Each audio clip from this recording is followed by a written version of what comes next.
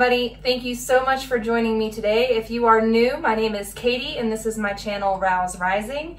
Tonight for you guys, we have an excellent treat. My husband and his buddy just walked in, gave me a deer liver and a deer heart.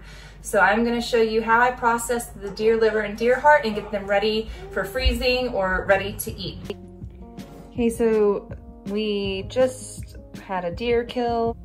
This is fresh within the last hour. Aaron brought me the heart and the liver. And so I just wanted to show you guys how I prepare the liver before I freeze it. I'm gonna soak it in a brine, cut it up into little pieces first, rinse it off, soak it in a brine until in the morning, and then in the morning I'll probably switch the brine out and soak it again. And this amazing liver, we will probably portion that up. It's pretty big size, and portion it up and freeze it. And we need to eat some liver. Actually, the other day I was just thinking I need to get liver out of the freezer and make my family a meal of liver, fried liver, because we just need all the minerals and vitamins that come from liver in our diet. And especially with me being pregnant, I can really use the extra iron and vitamins, the B vitamins and everything that's in there. So yeah, beautiful sight there. It's wonderful to see. So I'm gonna get this cleaned up. Okay, so the first thing I'm gonna do is get a quart of water and I'm gonna add some salt to it. So for a quart of water, you wanna do about half a cup of salt, and this is gonna be the brine for the liver. So I'm just gonna dump a bunch of salt in here until I think I have about half a cup. It really doesn't have to be precise, but you just want it to dissolve. So what this is gonna do is pull the metallic taste out of the liver and make it so it's more enjoyable to eat.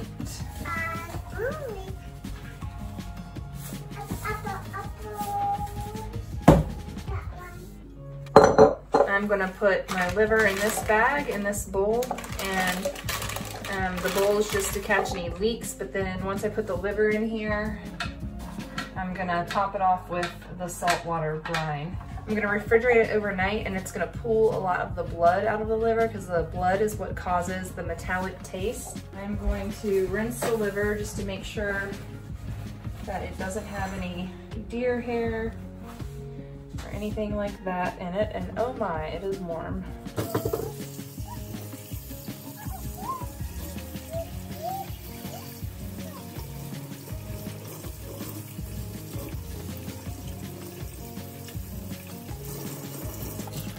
There were some really big clots in that.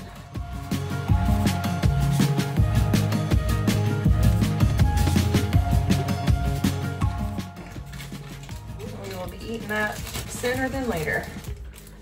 And if you haven't seen already, I will link above the heart recipe that we used, and we used it for elk heart, and elk heart is a lot bigger than this deer heart.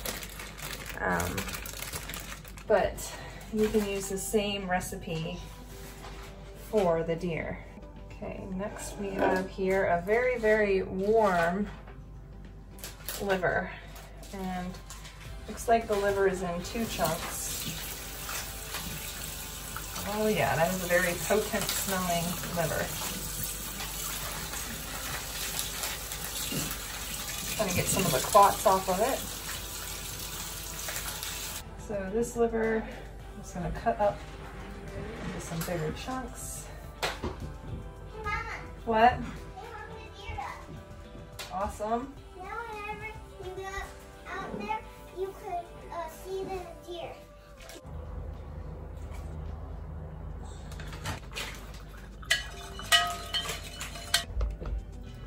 Okay, in goes my salty water.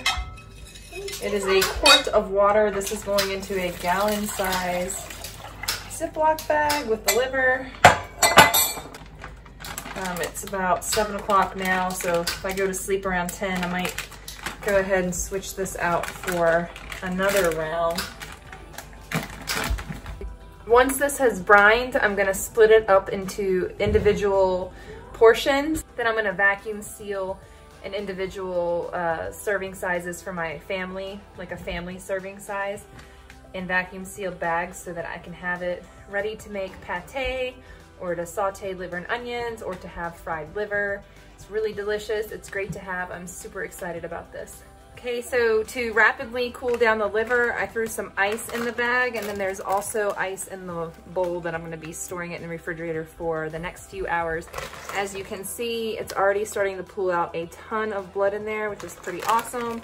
Get rid of some of that metallic taste, and then we'll have some delicious deer liver to enjoy. So does this count?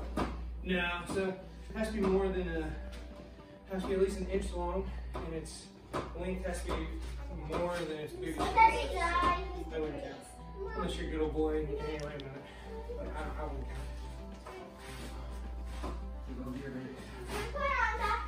count. Welcome back to my messy kitchen, and today we are finishing up our deer liver and deer heart, preparing it for storage. I have kind of a mess behind me. I've got dinner, cleaning up from dinner, and for dinner tonight we actually made some ground elk, and we seasoned it with onions and taco seasoning or southwestern seasoning, and then I chopped up really fine about a quarter pound of liver and added it to a pound of elk meat, ground elk meat. So we had tacos tonight. It was really delicious. The kids absolutely gobbled up the liver and elk. It was deer liver and elk combined. As you know, yesterday we salt brined the liver cut into chunks, and then today we drained the liver. Then I rinsed the liver a few times today in just plain water just to try to get some of that salt, some of that extra metallic taste out of it. I think I succeeded, and then because again tonight's dinner was delicious, I think we're going to continue to grind up the liver and throw it in with some ground burger, maybe even some ground up deer sausage.